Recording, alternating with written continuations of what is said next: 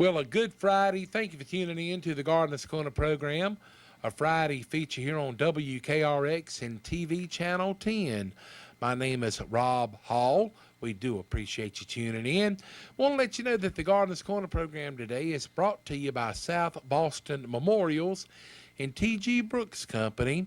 If you have the opportunity to send some business the way of the fine supporting sponsors, please do so. And let them know you appreciate their support on the Gardener's Corner program. Without further ado, I would like to make welcome a man that got up this morning as he was getting ready. He looked in the mirror and just smiled, and the mirror smiled back. He's a man that when he walks by flowers, plants, shrubbery, and trees, they just smile back because they know that he is there to help them out with any problem that they possibly have. A man that has been known to load up with the clarinet and travel to do a free show for anybody. A man that is just always ready and able to lend a helping hand or share knowledge for those of us that are less fortunate that do not have the knowledge that he has. Please make welcome all the way from the North Carolina Cooperative Extension Service, a man that divides his time between Person and Granville County, that's Person and Granville counties, and a man that has been known to share his expertise to other parts of this wonderful country that we live in. Please make welcome with a big Bronx cheer. We hadn't said that in a while. No, we haven't, no. Mr. Carl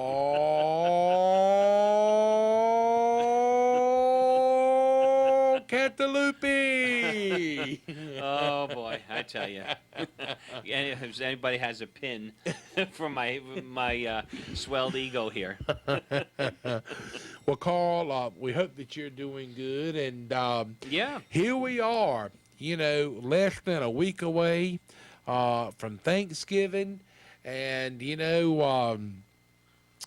it got pretty cold several days ago. And Yeah, my Brussels sprouts got nipped. Got nipped a little bit. It certainly did.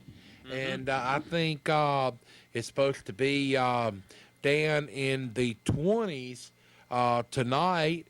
But I understand that Sunday afternoon, we've got a pretty good chance of rain. But they're saying next Monday, highs in the lower 70s. That's unbelievable. Wow. It really is. And kind of weather of change. A lot of the old folks say that's pneumonia weather. And it is, you don't know how to dress from day to day. And sometimes it doesn't take long to catch a little bit of a chill. We are live in the studio today. Again, the Gardener's Corner program is brought to you by T.G. Brooks Company and South Boston Memorials.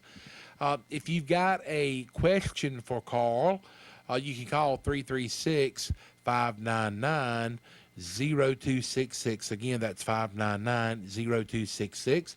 And we'll go ahead and give you a heads up.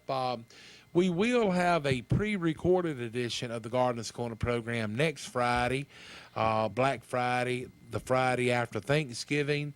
But anyway, if you've got a question or something, today would be a good opportunity to give Carl a call, and he will do his best to answer the question for you. Before we get into the topic at hand, and we're going to be talking about some, selection of Christmas trees and poinsettias. And we don't want nobody to think that we are trying to jump over Thanksgiving. It's not at all that. But we know that a lot of people over the Thanksgiving holiday will start choosing a Christmas tree and start decorating. And Carl has got some helpful tips for you. But we're going to make this last so-called ditch effort to get the word out. You've got until November the 25th to have your soil samples in the hands, so to speak, of the North Carolina Department of Agriculture in Raleigh.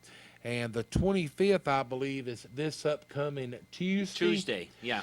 So, if you have not done your soil samples yet, if you want to take advantage of the free soil testing analysis, they have to be on the dock with the North Carolina Department of Agriculture by Tuesday afternoon. Right, and it's kind of too late to get them to the extension office now. So- Not going to be enough time to get them there.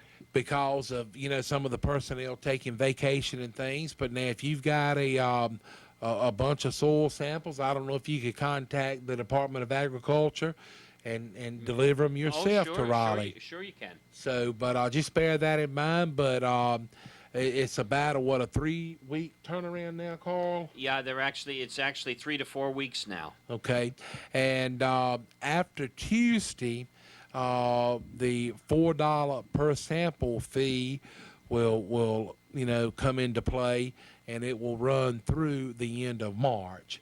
So anyway, just kind of bear that in mind. Carl, I had someone to call earlier this morning, and wanted me to ask a question of you.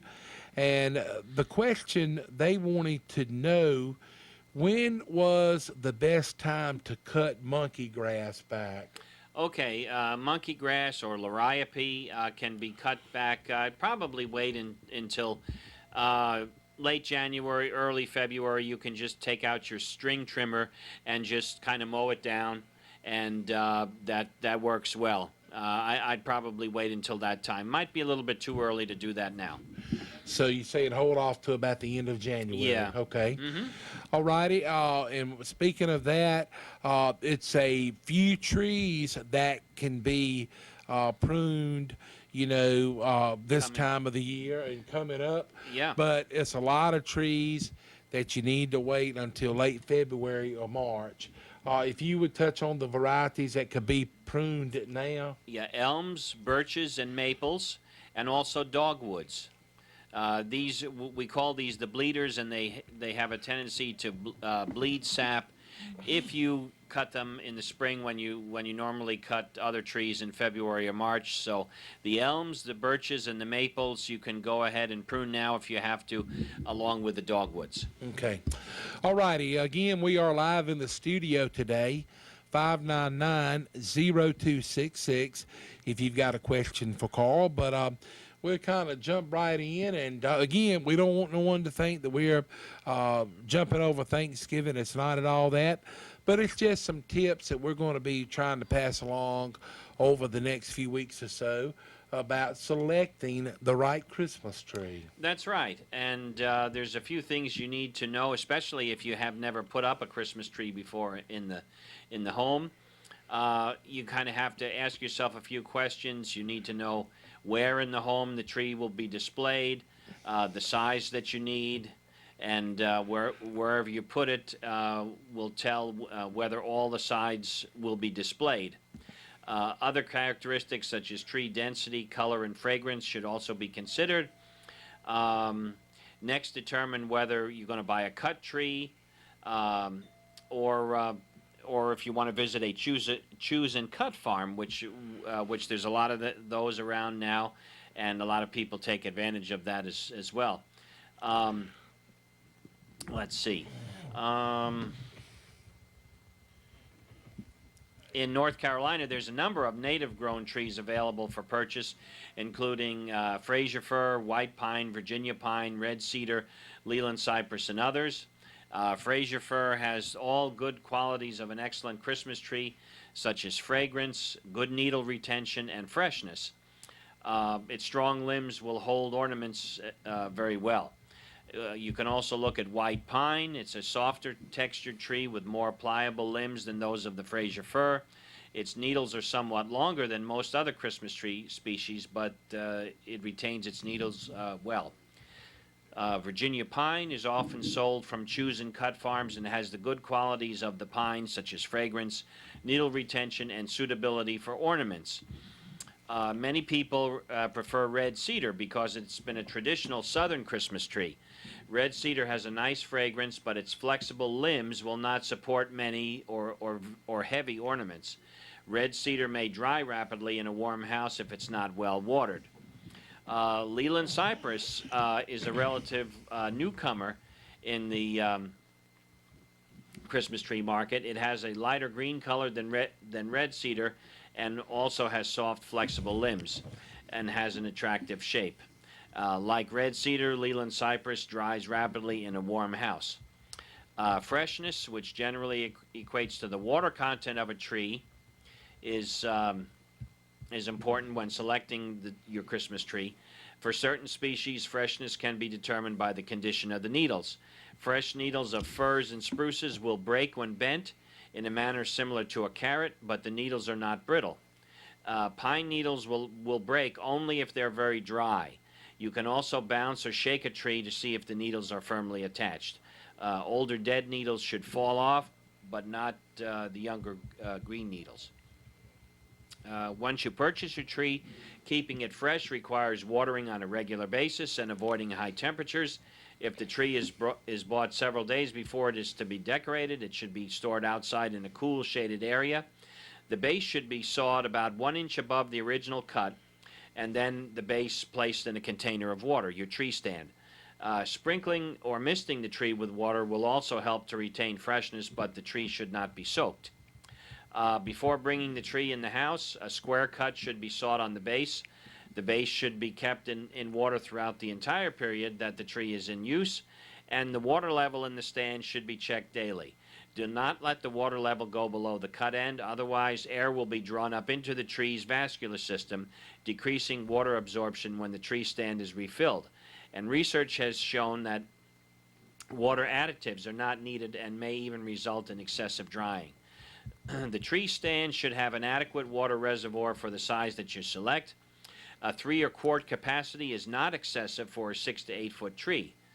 And a study at the University of Illinois using 5 to 8 foot Scotch pine Christmas trees showed that they used 2 quarts of water during the first 24 hours and then averaged about a quart a day throughout the first week. The tree should be well supported and placed away from sources of heat. Tree light should not be left on unless someone is at home, and should be turned off when the family goes to bed. Electrical cords should also be checked for any signs of damage or wear. Trees do not cause fires but will support combustion when dry, and dry trees should be removed before they create a fire hazard.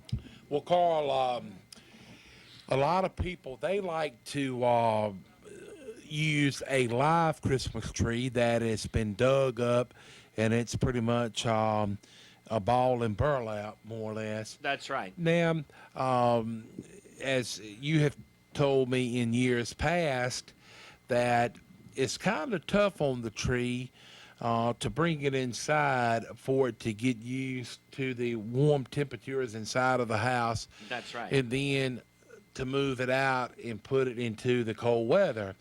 Mm-hmm. It kind of sends the tree in shock, so to speak.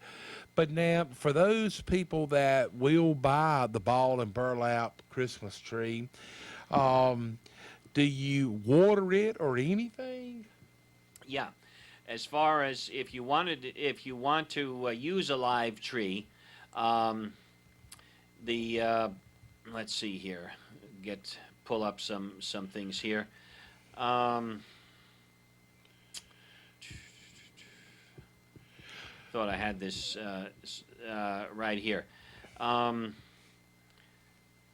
Let's see. You can use a lot of different species, whatever you have. Unfortunately, when you do replant them after the holiday, they don't survive or grow well. So a lot of the problems can be traced to one of 3 major factors. First, the tree species is selected that is not adapted to the environment where the tree is planted. Second, too large a tree is purchased, which then suffers a great degree of transplant shock than do smaller trees. And third, prior to replanting, the trees become too dry through the owner's failure to maintain adequate moisture. So trees that you want to replant should not be larger than 5 to 6 feet in height to provide for a sufficient root ball used to facilitate handling. Once selected, trees must be properly maintained. For use during the Christmas season, trees should be placed in a cool spot in the house if possible, away from heat or direct sunlight. Heat-generating electric lights should not be used for decorations. Reducing home thermostat settings a few degrees can slow the rate of drying. And trees also have a better chance of survival if not left in the house for more than a week. The root ball of a living Christmas tree should be kept moist when out of the ground. It often helps to spray water mist on the needles. One technique for watering living trees while they're displayed indoors is to periodically distribute crushed ice over the top of the root ball. The root ball may also be wrapped with heavy plastic with the top open while the tree remains in the house.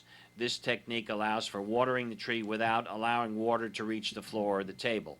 And care should be taken not to overwater. Before you plant a live tree, the tree can be conditioned by placing it outside in a moderately cool area for a week or so. A planting hole the same diameter and slightly shallower than the root ball is recommended to leave the top of the root ball 2 to 3 inches above the soil surface. And natural burlap can be left around the roots, but treated burlap or nylon should be removed. After planting, 2 to 3 inches of mulch over the disturbed area is beneficial, and then the tree should be watered after planting, but fertilizer application is best done in the spring after the tree has started to grow. So there's some tips to handle a live tree. And you know something else about the live tree? Heavy. Yeah, oh, I'm sure they are. Yeah. Yes. Wow, with the roots and the dirt and everything, Mm-hmm. they are, not the easiest thing to move because they're kind of bundlesome and kind of not a really good way to pick it up and move it. So if you do insist on getting a ball and burlap tree, make sure that you'll have plenty of help to get it in the area that you want to display it at, Mm-hmm. and then also make sure that you have plenty of help when it's time to remove the tree. That's right. And Carl did touch on something. A lot of people use Christmas decorations year after year after year after year, and that's quite all right. But take a few minutes to inspect the cords to make sure that none of the cords are frayed. Also, if you have pets, please do things to keep the electrical cords away from your pets because they will, sometimes want to chew on the electrical cords, and that can, cause problems. It could shock the pet, or even worse, it could kill your pet. Mm-hmm. But just try to take a few precautions, and also if you've got small children, around, just try to make sure that the tree is sturdy to where when they go up to the tree, that if they pull on it, it won't topple over on them. And Right. and a lot of the small Christmas tree ornaments, if you could put them out of the reach of a small child, of maybe that child, getting a small Christmas tree ornament and putting it in the mouth, could cause them some harm. So Christmas is a special time of the year, but just it's stressful enough as it is. So just take a few moments whenever you're decorating and things. Think about the people and pets that the decorations will come in contact with. And after you kind of say, well, I think I'm going to be safe, you can, rest at ease, so That's to speak. right. And also make sure that your tree stand is big enough. Because I learned firsthand by having too small of a Christmas tree stand for the size of the tree. Got finished one year decorating the tree, went to bed, and then all of a sudden I heard a whoosh. The whole tree came down and water all over the rug and everything Wow. else. Well, Carl, when you heard that sound, did you know right off what it was? Yeah, uh-huh. So nobody hollered, timber! No. Yeah, that was not a nice sight. But anyway. Well, Carl, with Thanksgiving being 1 week, well, less than 1 week from today, I should say, is it any particular dish that you enjoy at Thanksgiving more so than others? No, pumpkin pie is ranks up there. Oh yeah, so you're Yeah. a fan of the pumpkin pie. And remember about pumpkins, when we have when we eat pumpkin pie, We're eating. we're actually eating blue Hubbard squash. Yes. And because the canned pumpkin that you buy in the grocery store is actually Hubbard squash, and not the flesh from a jack-o'-lantern pumpkin. And if any of you have tried to make pumpkin pie out of a jack-o'-lantern pumpkin, you know that you have a tough, stringy flesh inside that does not taste good at all. But the Hubbard squash is a gray, warty-looking squash, but on the outside, but on the inside, it's a very smooth orange flesh, and many chefs prefer this as well. So know that when you buy pumpkin in the grocery store, it doesn't come from a jack-o'-lantern pumpkin, even though on the can it says pumpkin. As the saying goes, things are not always what they seem.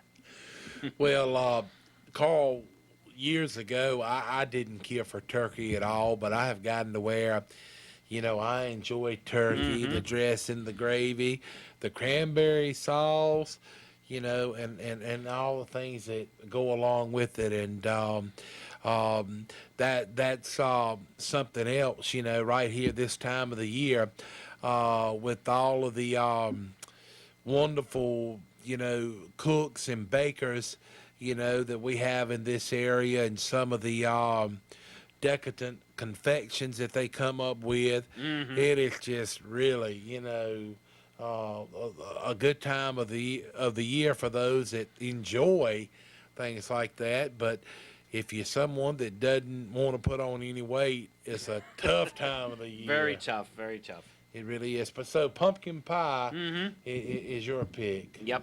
Wow. Well, as far as my favorite dessert, I would probably have to deem it first available. just look out. That's right. That's right. Well, look, we need to get a word on for one of our fine supporting sponsors. We'll take a trip over to South Boston, and we'll stop in at South Boston Memorials.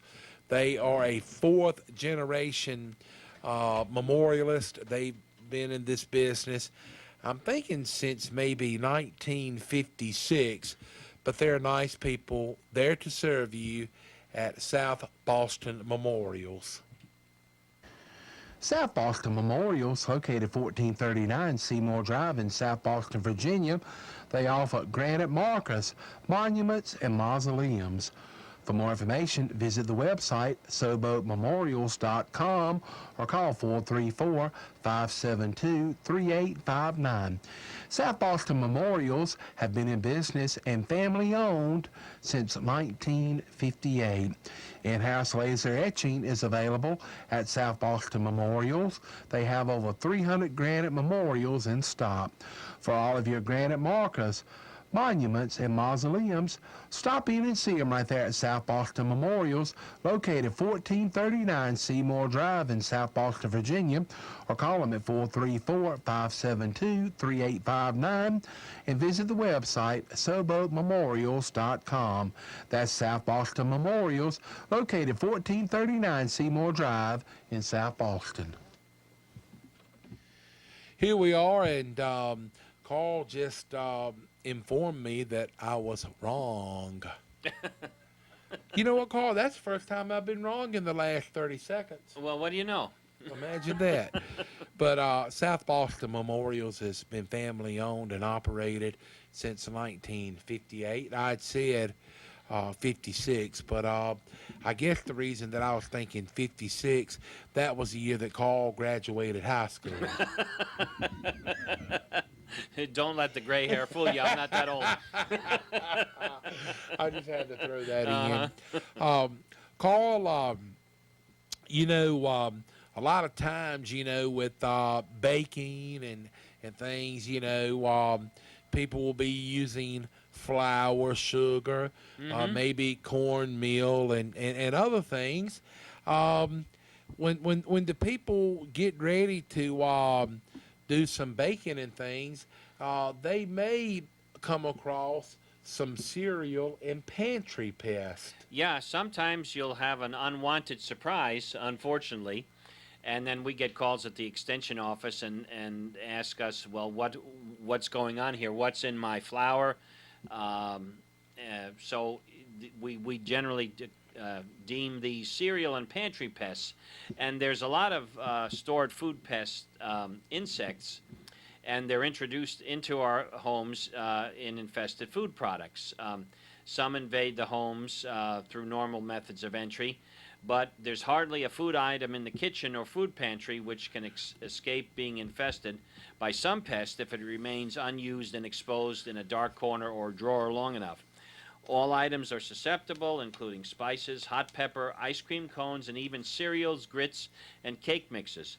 Dried flour arrangements and stuffed furniture and toys often harbor infestations.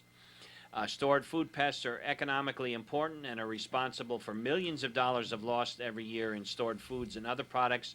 Most of stored food pests can reproduce quickly and have several to many generations in a year.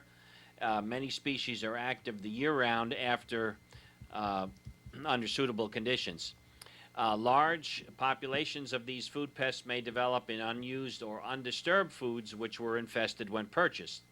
A food package which is not tightly sealed after use can also lead to infection.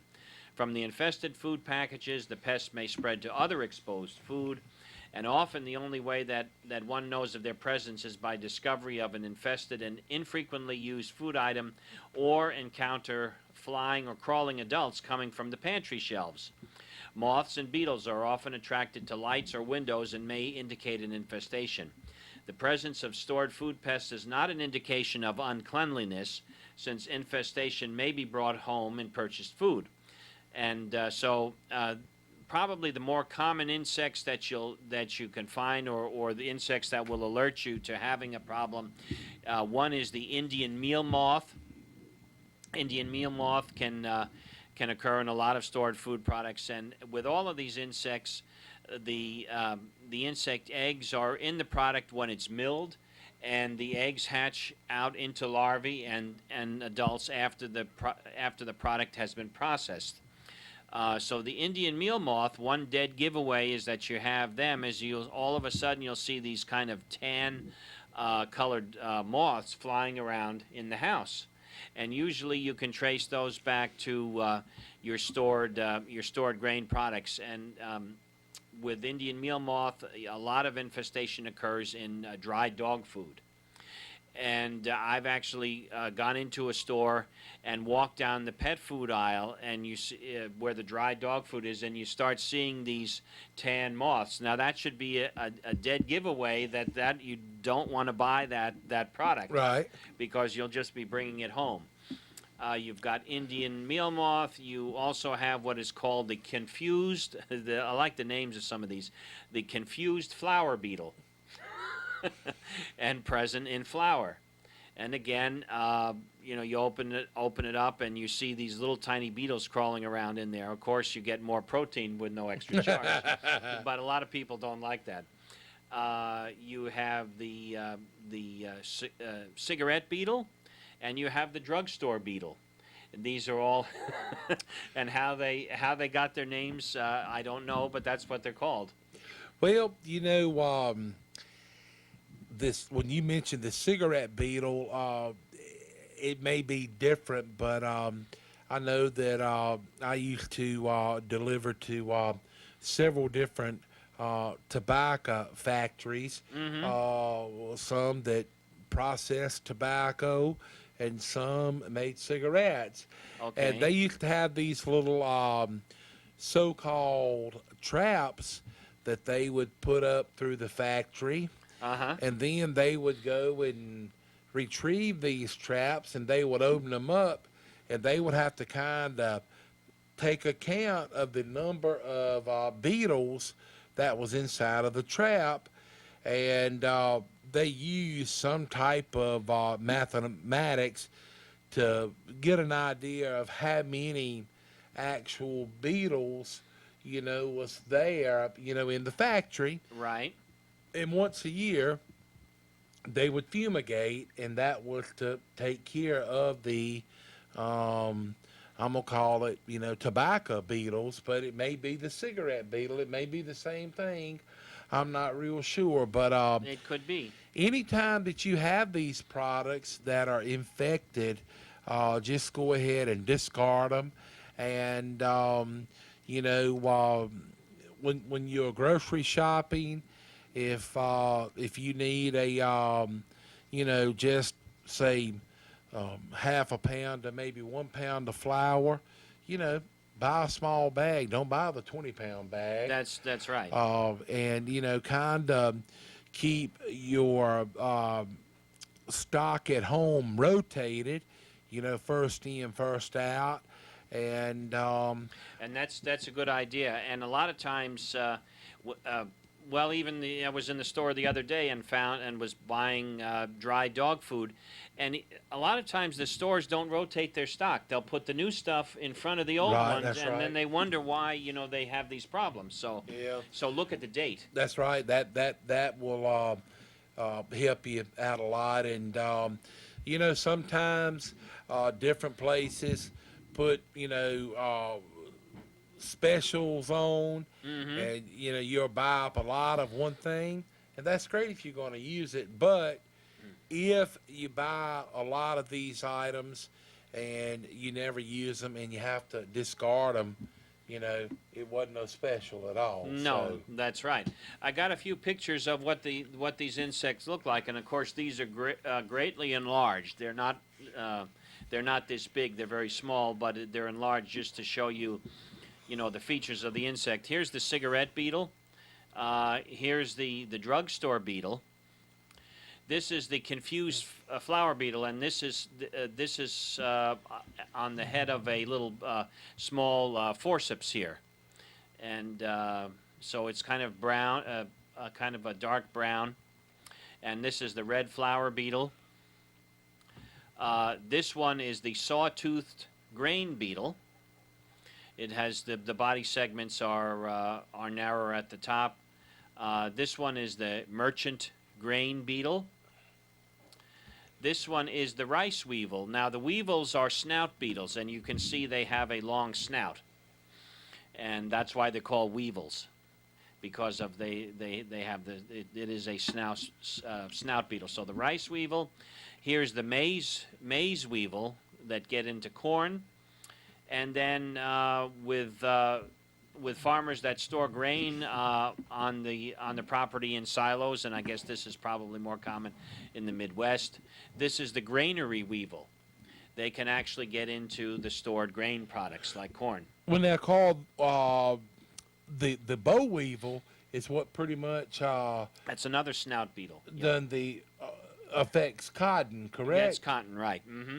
Now, is the boll weevil extinct? If it isn't, it's close to it, because they had a very big eradication program. I forget what year that was, but actually, that's one of the first projects. Now that you mentioned that, I remember this. When the Extension Service was first created in around 1914, the boll weevil was a real bad problem in the South. So the Extension Service went to work on it right away and found solutions to the problem.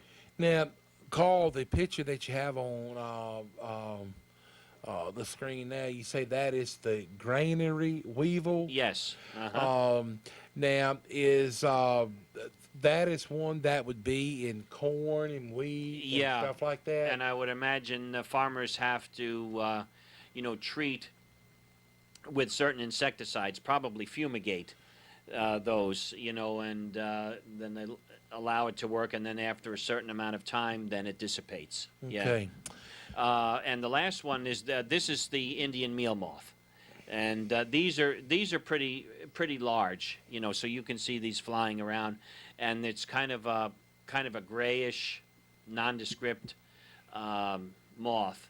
And so if you see these flying around, you know that you've got infested grain products somewhere. And this, what always comes to mind is several years ago there was a man in the county that used to have a vending machine route, and he brought in a candy bar once, and there was Indian meal moth larvae in the candy bar, and he was firmly convinced that somebody was trying to sabotage his business. But no, unfortunately, they were like the candy bars were like that when they were purchased. Yeah. Carl, something that maybe we could talk on, as you know, Thanksgiving is less than a week away, and Christmas is a little over a month away. A lot of people will be baking and things like that. One thing that people could do if they have pecans or pecans, whatever they want to call them, these do well being stored in the freezer. In the freezer, they'll store a long, long time without an appreciable loss of quality. You can store them in the shell or shell them and then store them in the freezer. But either way, they'll store for a long time, especially if you have extra ones that you're not going to use. Well, and you know, my mother keeps, you know, hers in the freezer, and then a lot of times what she will do when she pulls a bag out of the freezer to bake with, if she doesn't use the whole pack, and in most cases she does not, she'll put the rest of them, you know, in the refrigerator, and either she will use them in some recipes, or we'll just eat them as snacks. That's right. And so, but whether you've got, you know, peanuts or pecans or whatever, if you want to keep them from, you know, going stale, you can just stick them in the freezer and they will last a long time. We need to get a word on for T.G. Brooks Company. They're located downtown Timberlake, in business since 1936. Nice, friendly people there to help you out with everything from hand-cut ribeyes to plumbing supplies, and they also have Taylor wood stove parts. Much, much more can be found at T.G. Brooks Company in Timberlake. Here it is, November, Thanksgiving month. You know, it's time to start preparing for Thanksgiving and the holidays ahead, picking up your cold weather supplies and needs, and time for wood stoves. Hey, where can you get Taylor wood stove parts? T.G. Brooks Company, of course. And they have the Comfort Glow infrared heaters for the cooler evenings. Hey, it's time to be thinking about that country cured ham and some hoop cheese. People from miles around come to get those hams and that hoop cheese. It's also the time to do last-minute lawn preparation. On some warmer days, you can still utilize that day to spread seed, fertilizer, and spruce up the yard. Then next spring, your yard will have a head start. Right now, the leaves are really rolling in. Remember T.G. Brooks Company for your rakes, tools, and needs for the lawn. Remember them for your turkey cookers, and they also have racks, thermometers, cooking oil, and all the instructions that you need. All you need is the turkey. T.G. Brooks stocks pots and cast iron and aluminum pots and double gas burners. Cold weather means a check on your stove, pipe, and pipe fittings, 6-inch and 8-inch, and they have stove mats also. Check out the new Comfort Glow infrared quartz heaters. You're going to really like those. Hey, always keep the pets in mind with cedar shavings to keep them cozy on these cooler nights. T.G. Brooks has wood splitters, wedges, axes, mauls, and of course, lots of gloves. Don't forget the bird seed available in 25 and 50-pound bags, and sunflower and black oil seed is in stock. Each evening you're going to love that steak when you work so hard. So pick a night. Stop in at T.G. Brooks Company, get a supply of those hand-cut ribeye steaks. They're famous for them. Last call for pansies, the biggest and the prettiest. They'll make your November and Thanksgiving beautiful. T.G. Brooks Company, Helena Mariah Road in beautiful Timberlake, serving the homeowner, farmer, and construction worker since 1936. Here we are back on the Gardener's Corner program. My name is Rob Hall, Mr. Carl Cantalupi of the North Carolina Cooperative Extension Services here. We've got maybe about 10 more minutes of showtime left. If you've got a question for Carl, you can give us a call, 336-599-8820. 0266. Again, that's 599 0266. Carl, so as far as things going on in the landscape these days, other than getting up leaves, Yep, chop your leaves up. Use the lawnmower. Let them filter down into the lawn. No need to burn them, and waste that good source of organic matter.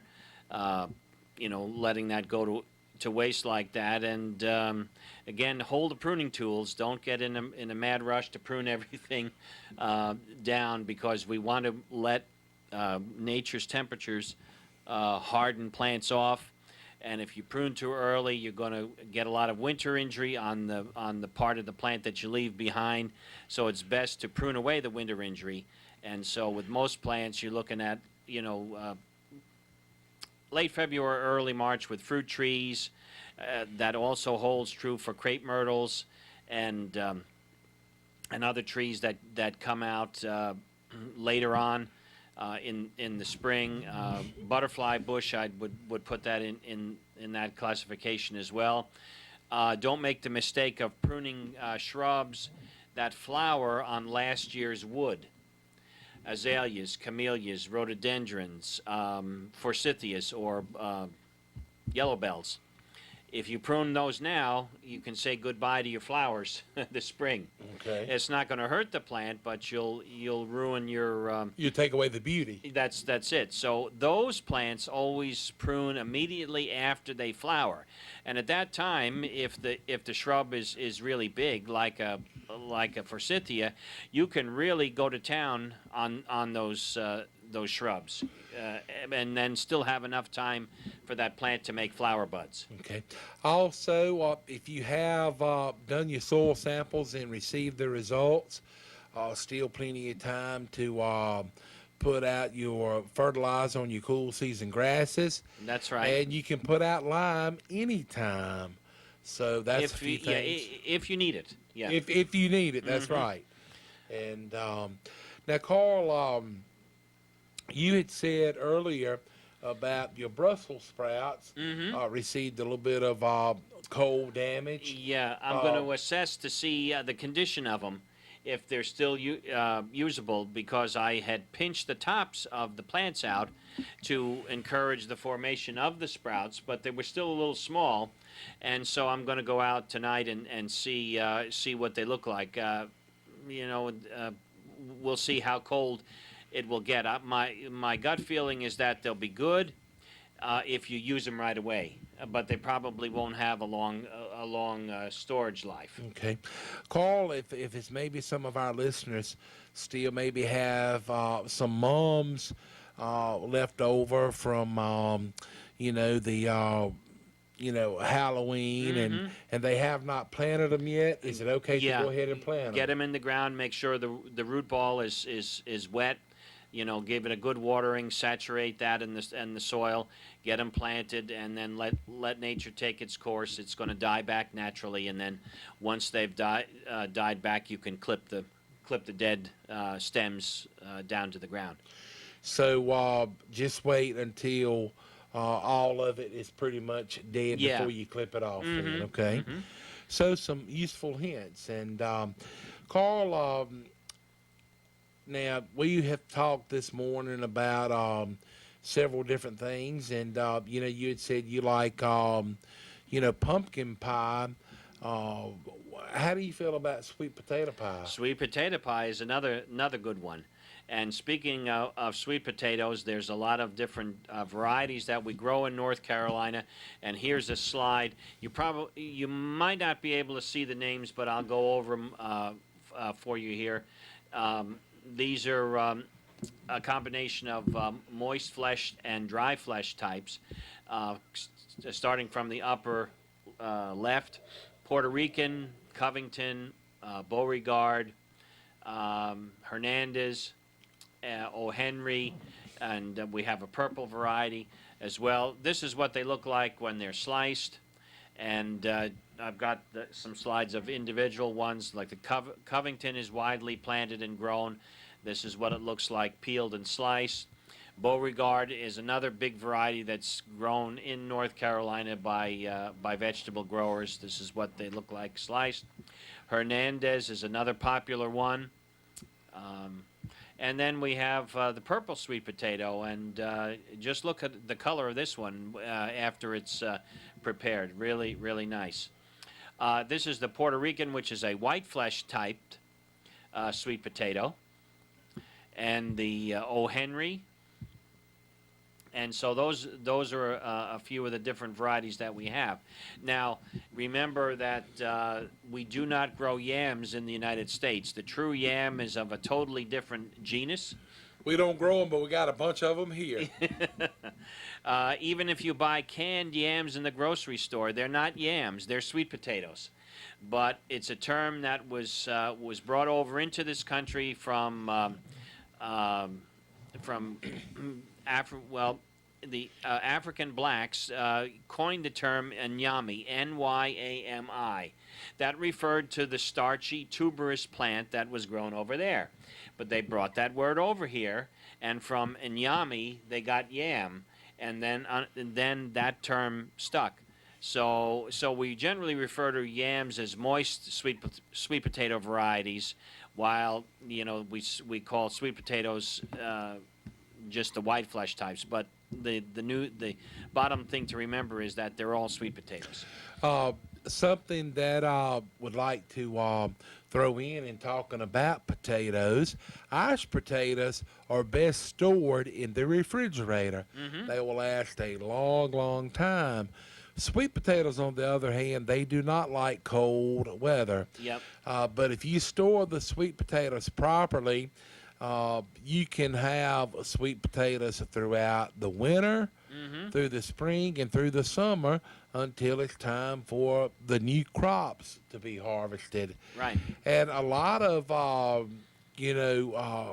steakhouses, they have added to the menu to where you can either choose a baked Irish potato or a baked Sweet potato. Yeah, it's becoming more and more available. Yes, and it's very tasty. And sweet potato fries.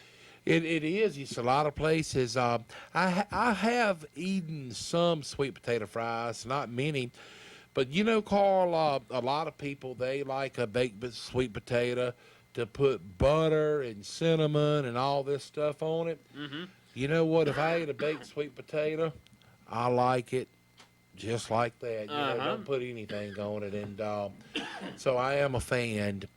Well, look, we are just about out of time. Any closing thoughts or remarks, Carl? No, I guess that should do it for this time.